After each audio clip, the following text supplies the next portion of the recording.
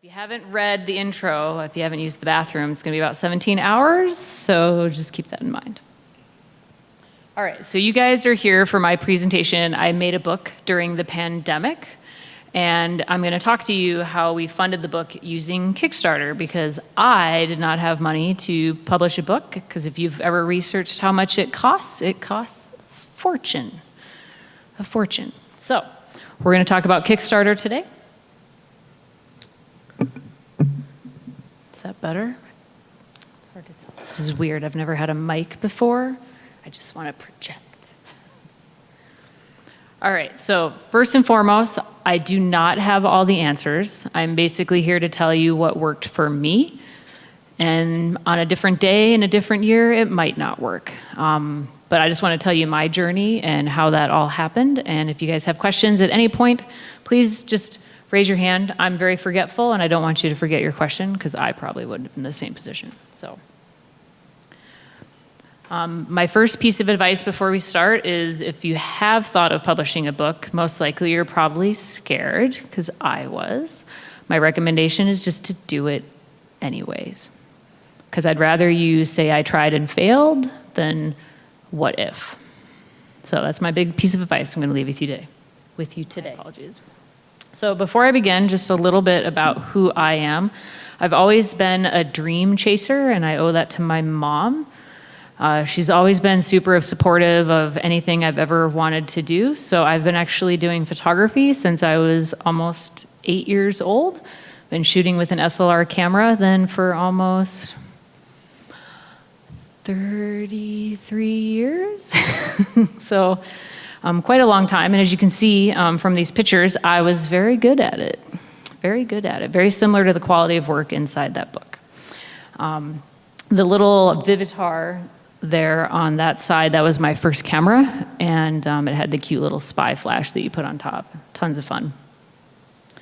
I went to school, as I stated earlier, in Santa Barbara, California, to Brooks Institute of Photography, where I then advanced to taking these types of wonderful pictures. The school was all about technical excellence, and so it was learning how to use your camera. We were shooting on a 4x5, just like Ansel Adams, and believe it or not, that picture on the bottom was my school. It was a mansion that they turned into a school. It was very cool. I did not realize how good I had it till the last few years. Very amazing experience. When I was going to Brooks, I originally was going to be a color printer, but the digital revolution happened while I was in school, and so I took a 9-month break, came back. Color printing was no longer a thing. They said, you need to pick a new degree. And so I'd always wanted to change the world, so I decided to be a journalist. Unbeknownst to me, I didn't like talking to people and having to ask their name. I just wanted to take their photo. But the newspaper requires you to ask their name, so didn't go very far with that. But I love telling stories, and that's sort of the big take home from that. When I moved home, I worked for Robert Sharp & Associates doing commercial photography and video. Learned a lot about that aspect. I did wedding photography. I was also a framer at one point to learn more about the art world and learn about all the things that I did wrong when I first started my business back in 2005. I didn't get a lot of business experience at school. It was mostly just how to take amazing pictures, and you figure out the business aspect. So as I stated earlier, I took a 6-year break from photography. I was actually going to give it up. And then when I lost my job as a framer, all I knew how to do was photography, so I picked it back up again, but rebranded the business from Stills and Motion Production to Erica Lane Photography. So it was about me and my passion, which started as nature photography and then switched to creating art of your pet, because people tend to spend more money on their animals than they do art. Research your clients. So who am I? You can see there's a lot of credentials after my name. It's master photographer, master artist, craftsman, CPP. These are all credentials that I earned through PPA, and it's to better my craft as a photographer, learning how to use Photoshop, speaking, and just being a certified professional. A lot of the awards were also through PPA. They do sort of a Super Bowl called IPC, where you submit images and they're judged against photographers all over the world. And it's a way to push yourself creatively, as well as try to improve, because sometimes when you're so focused on client work, it's not very creative. So it's to teach yourself to have personal projects. And so I enjoy doing that. And when I don't do as well, like this year, it is kind of depressing, but it's about growth and improving and trying. So you just have to, like I said, keep pushing forward and improving. And then, of course, if you win, it's really good marketing. Other important things to remember about me, and this kind of will highlight when you read the book, I refuse to grow up. I'm a 41-year-old child. I've been to Disney World like 17 times. I'm in love with Tom Selleck. That's a very important piece of information about me. And I'm always up for an adventure. My grandparents used to travel, and I grew up thinking that's what you were supposed to do, so I do owe that to them. And that's kind of where that book came about. People wanted to hear my stories. When I'd sell my work in art fairs, they kept asking, well, how'd you take this photo? Where was this? Where was that? And I just got tired of repeating myself. So I think it was 2019 where I had the idea of creating the What the F book. And then I'm here to tell you guys today that dreams do matter. I don't want you to give up on yourself and what you want out of life just because things maybe didn't go the way that you wanted it to. We're all dealt a different deck of cards to deal with, and we just make the best of what we're given. Sometimes that means people will have a door open that will send their career instantly skyrocketing, and some of us have to just slowly work up the mountain, and either way is okay. These are just some of my dreams. I was on Team USA for PPA, so I competed with international teams from countries all over the world. I just opened up a pet portrait studio as one of my dreams, and then of course that's me at the printer with the book. So speaking of dreams, and I mentioned this word earlier, I have a mantra that I say a lot recently, and it came from a movie. So I'm going to play you the little scene where that came from, and hopefully the audio is not too loud. Someday, it's a dangerous word. Dangerous. This is really just code for never. So I will do the scene for you. This is rather embarrassing. Okay, so she said she wanted to do something someday, and Tom Cruise says, someday, that's a dangerous word. It's really just code for never. And when I watched that, this is what happened. And so the first someday that came to mind when I watched that was I had been saying, oh, someday I'm going to go to Banff and Glacier National Park. And I realized I had been saying it for 8 years without ever actually taking any steps or actions towards that goal, which meant it was meaningless and it was never going to happen. So I've tried to stop saying that now, or pay attention to when I say it and make a note and start making an action plan towards those goals. So the book was one of those somedays, like a 20-year someday, because college was 20 years ago. So this is a list of some of my somedays. Publish a book, check. Be an award-winning nature photographer, check. Could have more, but I still did it. Someday I'd love to give a TED Talk, which for me is pretty crazy because I am completely terrified of public speaking. You don't know this. I have been practicing for 7 years. I'm hoping to visit all 7 continents. That was supposed to get checked off in 2020, and then the pandemic happened, so that one's on hold. And still working on how to change the world with my art, but I did want to open a pet portrait studio and then live life to your fullest. Just keep on living and experiencing new things, whether it's in your own hometown or across the country. There are amazing things around you every day, but sometimes we're so focused on this that you miss everything else that's going on around you. So we're going to talk about how I checked off that top one, publish a book. I did mention, though, that there was that one where I was going to visit all 7 continents. And this is a wonderful piece I created during the pandemic based off a meme where that dog is burning up. He's fine. Everything's fine. Nobody? You'll need to look. I should have put that up there, too. I figured it was well known. But I will actually be checking that off here within about 6 months, and so that will be done. So, but we all had plans, right? Pandemic happened, no more traveling. When you're working on a goal and all of a sudden that goal becomes unattainable, don't let it get you down. Instead, just learn to pivot and be like, okay, what's next on the list? What can I do while that other goal is on hold? And so for me, that became the book. And the only reason it became the book because the pandemic happened. I would have actually never been able to publish this book because the unfortunate thing that happened to my friend was she was a graphic designer for a business in town, and she lost her job because of the pandemic. And so she had tons of free time for us to actually work on the book. And so she was able to pivot and have something to think about and have a goal when life kind of sucked for a lot of us. So no more someday, it's I will publish a book. So the first thing that happened was I actually had no idea how to publish a book, and I still really don't.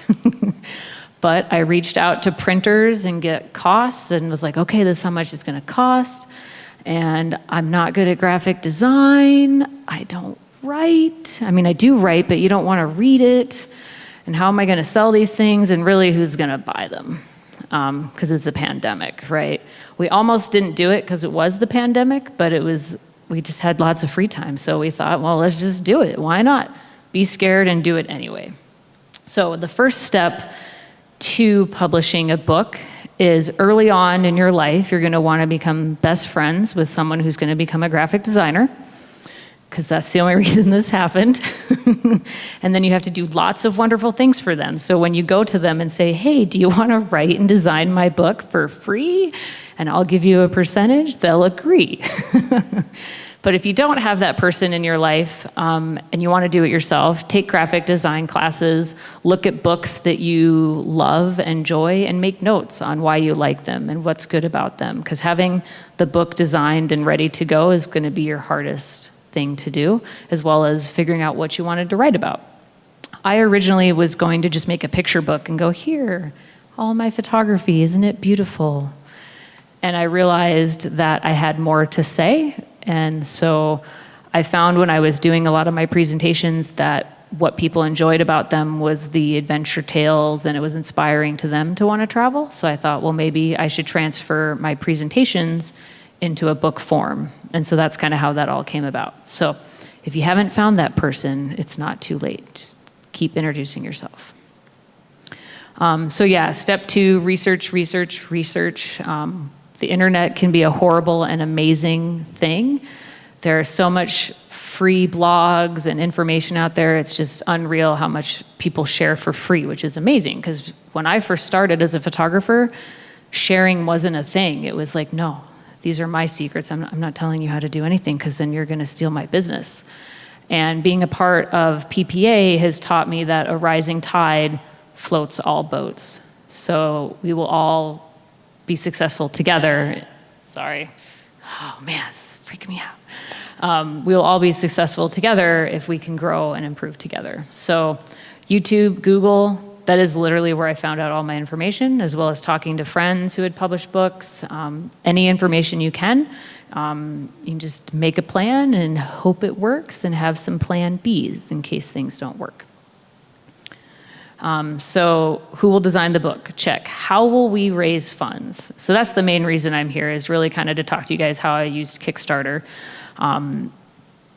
Kickstarter is a funny thing. It's got a lot of pros and cons, and I did look at other avenues that were similar. One would be the bank, and I put that in quotations because that's really my parents, because I didn't think the bank would actually give me any money. Indiegogo is similar to Kickstarter.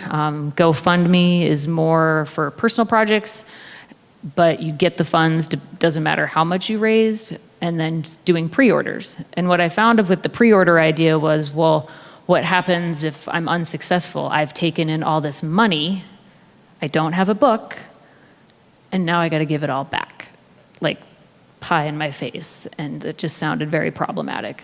Borrowing it from my parents, of course they're gonna give it to me, they're my parents.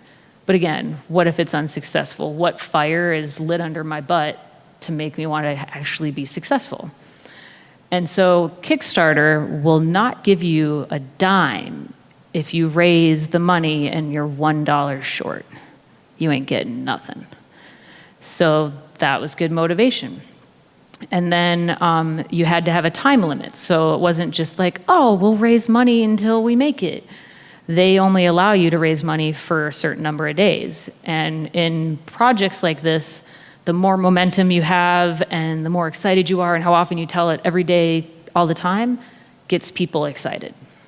And so the downside to Kickstarter, though, is they take a fee. So you are paying to use their platform. I think, if I remember correctly, with the credit card fees and the Kickstarter fee, they took like 15%. So you do have to calculate that in because it'll be gone as soon as they give you your money. But in the end, I decided that Kickstarter was the route that I wanted to go.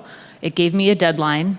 It gave me a platform that looked legitimate because I had never really sold a book before, and a lot of people knew about Kickstarter. And it allowed me to do some other fun things. I don't know if you've ever been on Kickstarter before, but you get different levels and you can reward your backers depending on how much they donate.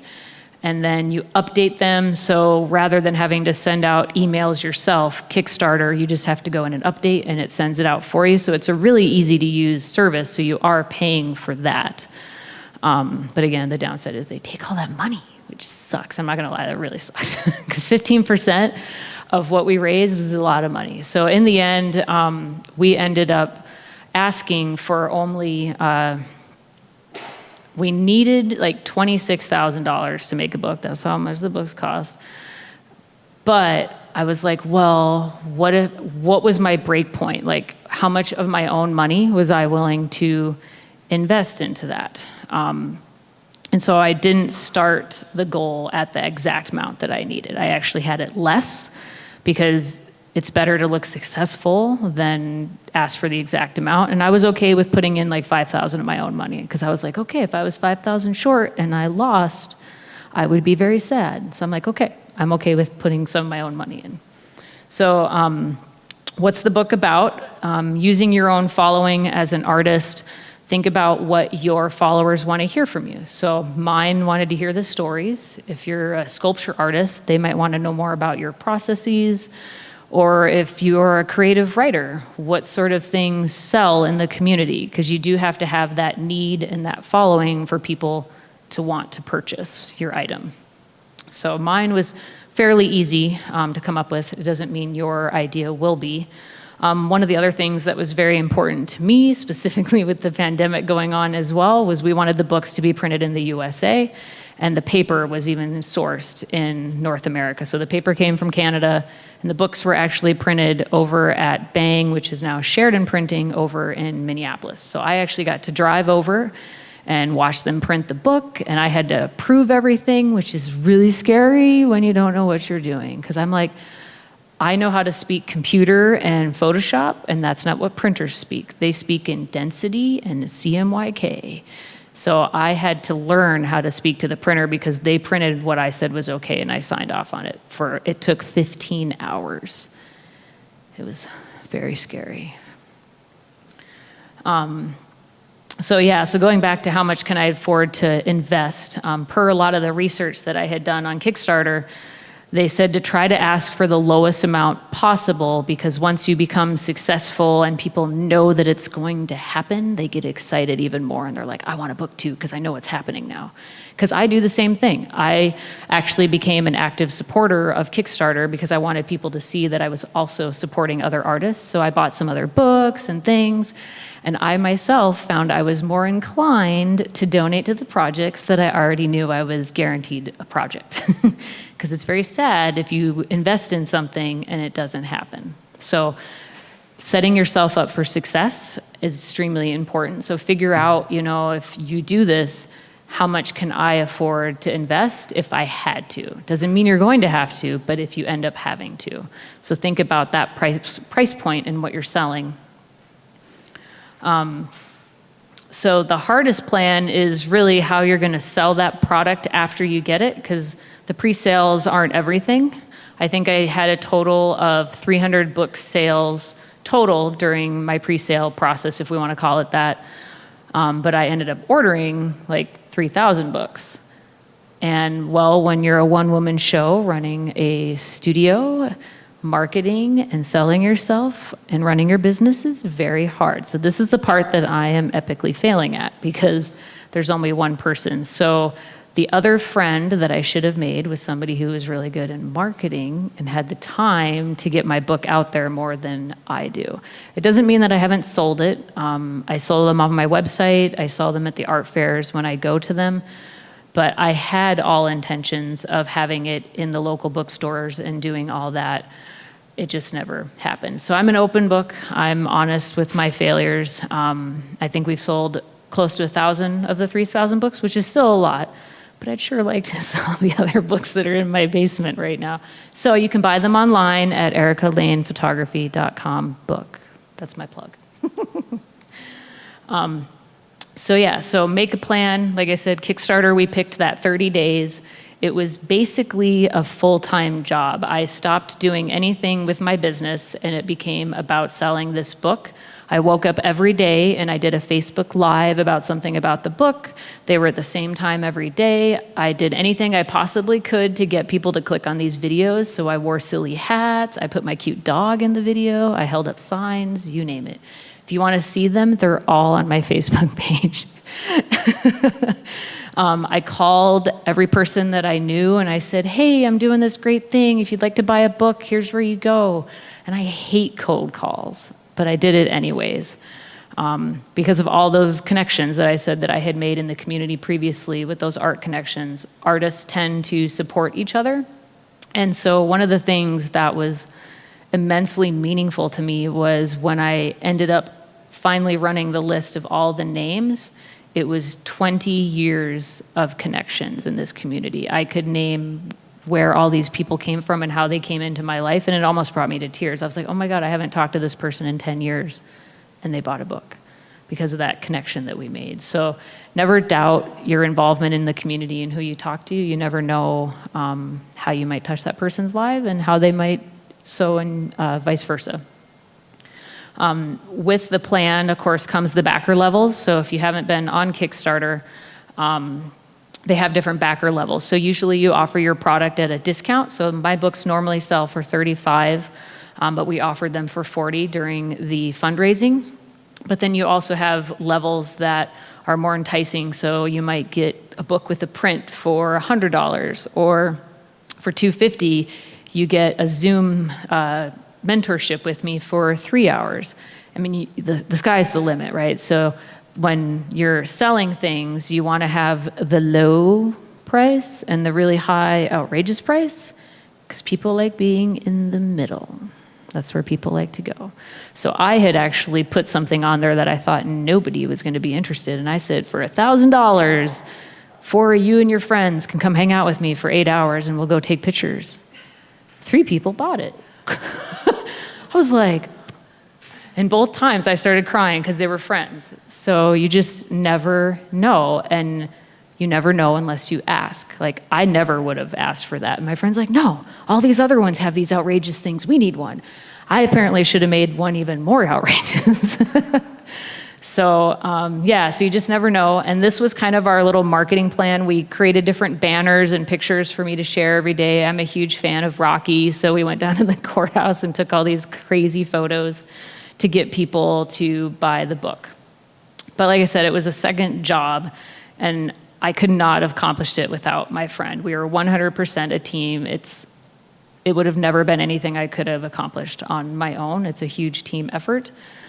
We even made a mock-up that cost $250 to sell this book. And the books do not cost me $250, but we had to have something, because one of the biggest selling points to Kickstarter is having a video. If you don't have a video, the likelihood of your project succeeding is like 10%. So we were like, okay, we got to make a video. So once again, I reached out to someone in the community that I had a connection with, and I said, hey, I created some footage. I suck at editing video. Could you make a video for us? And I was like, I'll give you this or this. And he goes, you know what? You guys are doing something amazing. I think this is a cool project. I'll just do it. So you just never know. Like, this is why I love living in Rapid City, because that would never happen in California, ever. So with that, I'm gonna share my little Kickstarter video that we made to promote the book.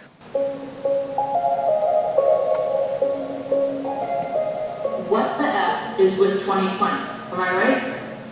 The one perk though to 2020 this year is having all this free time on my hands with me and my friend Tony to start creating our book project, which I have put my heart and soul in, and it's called What the F. Obviously you're considering the swear word in there. But in actuality, that F stands for the f-stop, or aperture, on a camera. This book, every story in it relates to some sort of epiphany moment, and that's why we named it What the F. It's going to be a 150-page plus book filled with stories, photography tips, covering topics of gear, editing, anything photography related. It's going to be when I'm in my art group every summer, I'm constantly sharing stories with people. And that's the reason they keep coming back. They want to hear all those fun, intimate details that go into making my amazing photographs. So this book is going to allow me to take my art booth and my stories to you. So I recommend instantly taking that mouse and cursor, picking it back to level, and I look forward to shipping you your book in the near future. Thanks for the support.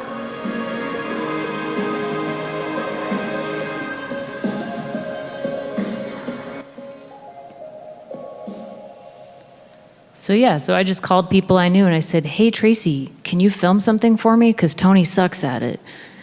And then I called Michael Lynn and I said, hey, can you edit this video? Because I apparently can't edit video anymore because I haven't used Final Cut Pro in like 10 years. You just never know. If you know someone who has a skill, the worst they can say is no. Just ask them and maybe they have someone else that can help you.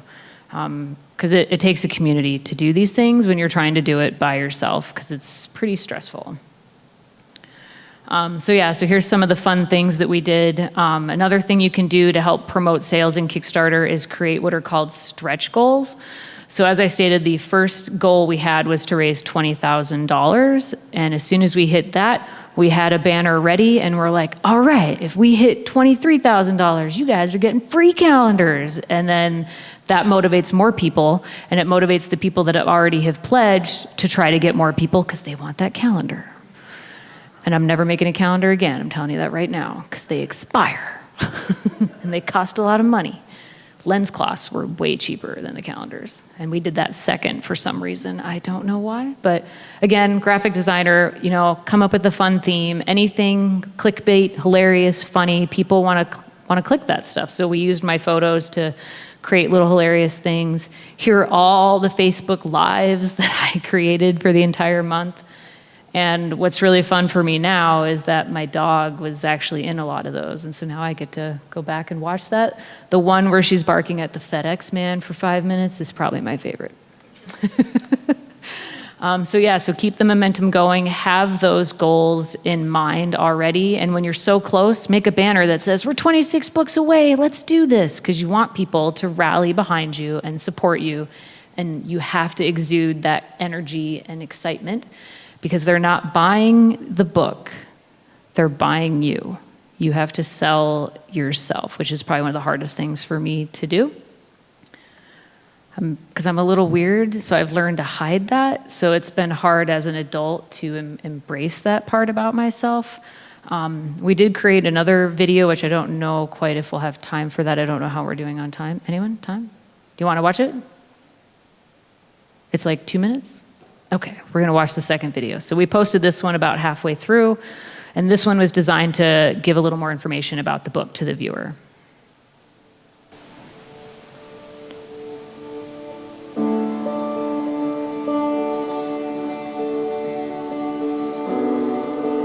The key to getting these beautiful shots is first and foremost, you gotta get them. And even for me, that's a tough thing. So if you see a sunrise photo for me, know that was already difficult without even having to know how to take the picture.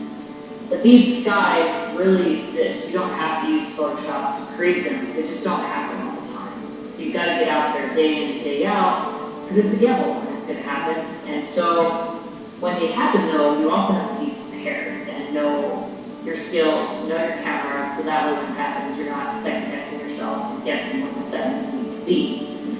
Sure, these things can be done with little Photoshop trickery with different layers and things, taking care work. And so this was all done in one shot using a raw file and just making sure that when I'm on site, I have graduated new density filters so I can make sure that I have details in the highlights and details in the shadows. So when I bring it back into Photoshop, I'm able to pull all that out and bring it as close as I can to what I saw. I want to add any special effects to the skies, add animals, things like that. It is the moment that I witnessed. Now that doesn't mean that Photoshop is unwelcome in the photographic field. By all means, if you're trying to create a fairy tale scene or just go full artist and composite something together, then Photoshop is just a tool, just like I use it for my work. But you just have to make sure that you represent correctly what you're selling. Don't tell a person that maybe, when you went to Hobbiton, the sky was gray and that's not what you wanted, so you did this.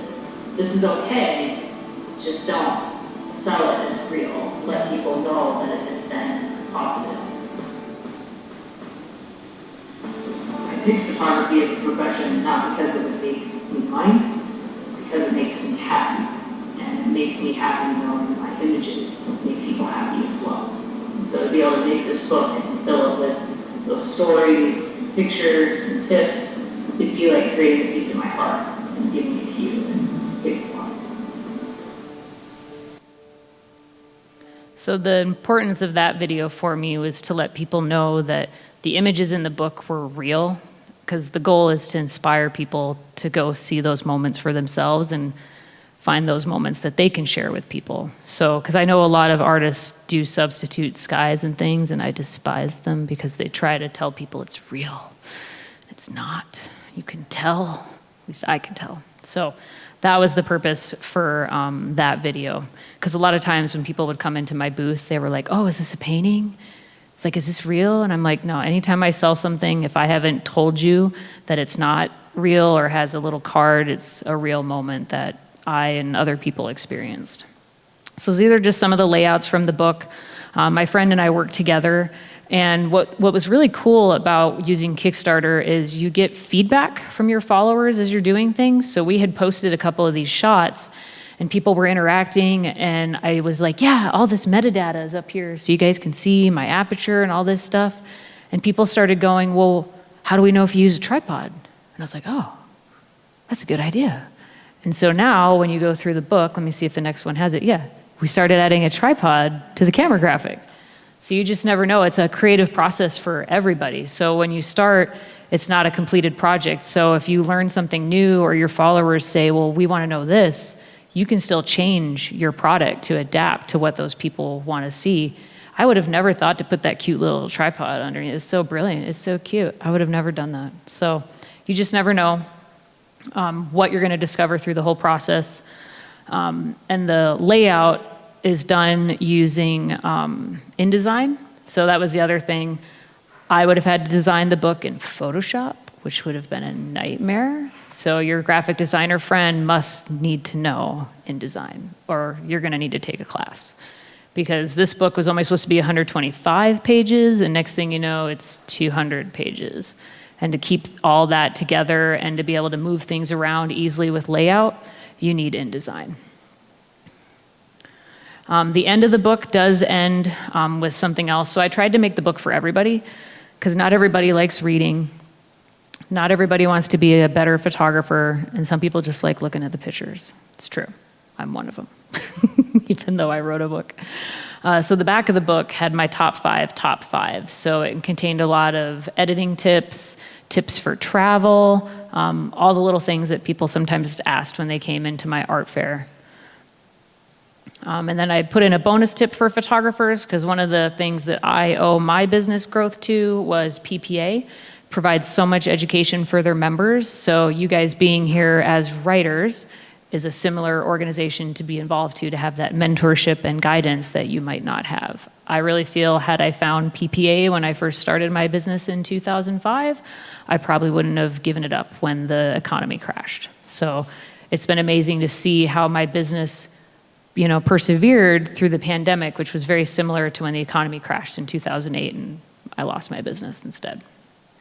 So So yeah, how will we deliver the book? We researched a box. I made cute little bear tape so that way when the book arrived at people's houses, it was branded to like nobody's business. So we had cute little green bear tape and he was holding the camera and it was like so much fun. I should have brought the tape and I didn't. But I had a friend make me a little bear graphic, Alyssa Tanner. So if you need illustration, I do have a connection for you there. And then just remember that your book will never be perfect, no matter how many times you proof it. As soon as that book shows up in your hands, your mom is going to notice the first error. And it was a big one. When we were editing the last section of the book, when you use InDesign, she had all these different sections and different save files, and somehow some things didn't save. And so we had to quickly reproof it, and I missed a very important detail. And I'm going to share that with you today. In the book, if you go into the back when I'm talking about Glacier National Park, by a show of hands, who knows where Glacier National Park is? It's Montana, right?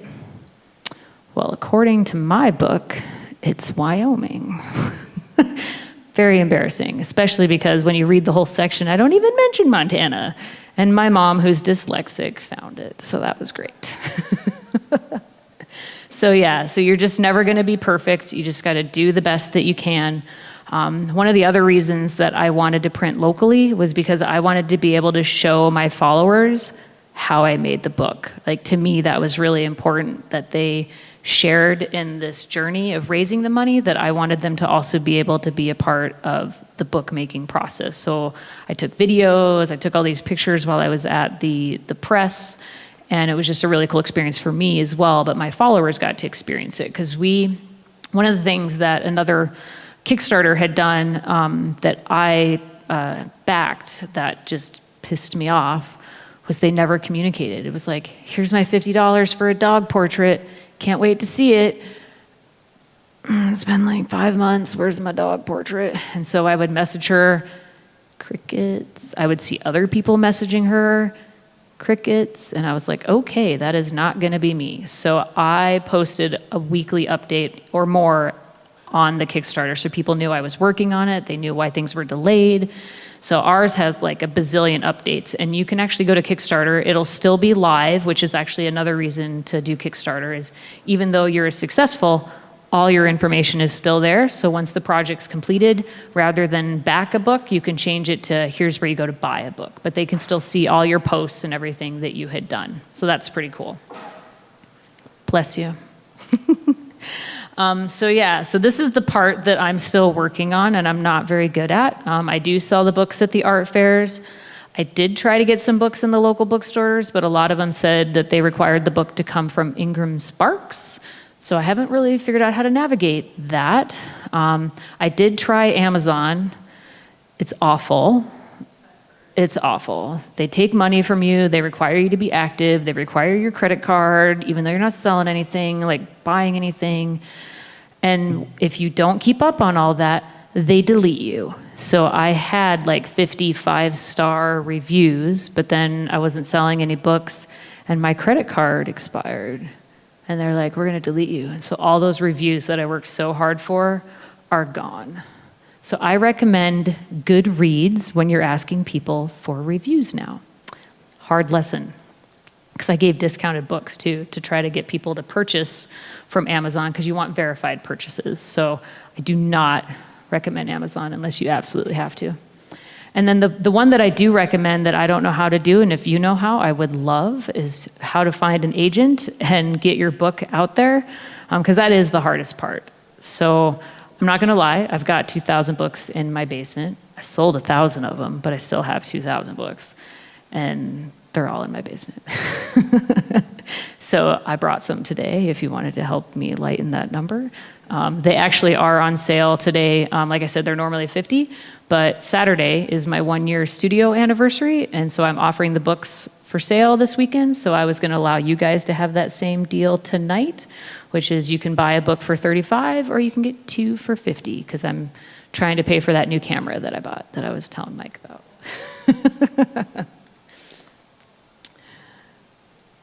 So don't say anymore, I don't know where to start, I don't have time, any of those excuses that you've been telling yourself, don't use the word someday again, because that just means you're not making a plan and you really have no intentions of accomplishing anything. And I still say it, and I still have to correct myself because it's embedded in our lingo as a society, but just learn to recognize it now and start thinking about some of the things in your life that you're maybe pushing aside and aren't making a priority. And if it takes you 10 years to accomplish it, that's okay. I'd rather you go slow and steady and do it right than try to do it fast. Dreams are dreams, and sometimes they work and sometimes they don't, but at least you tried. So, and don't be afraid to ask for help, because what I talked about today would have never accomplished anything without all the friends that I had in this community, hands down. I could have never done it by myself. And I mean, I was willing to pay these people, but they all appreciated me going towards my dream, and they wanted to be a part of that. So when you look in the book, in the back, we actually made a page where we put down every backer's name in the book and thanked them. And anyone that helped do something more specific, like Michael Lynn or Tracy, in the beginning of the book, we thanked them. So be sure to do something like that. And again, I learned that from other people and backers through Kickstarter. I was like, that is a really good idea. How cool, you can have your book. And so we actually asked people because when you finish, you send out a survey, and you can ask whatever you want. So we asked people how they wanted to be listed in the book. So if they wanted to put down a family member or something meaningful for them, we could put that name in. So, and I will end with this quote. And so I'm up for any questions. You guys were really quiet, which is always concerning. Thank you. I can't have told you everything. No questions at all. Have something to sell to a Kickstarter? Like, could I do it as a politician? Yeah, so a politician, you would do GoFundMe. GoFundMe is meant for just raising funds. Okay. Kickstarter is pre-sales of an item. Thank you. I think, though, with Indiegogo, potentially you could use that one. There's another, Jacqueline.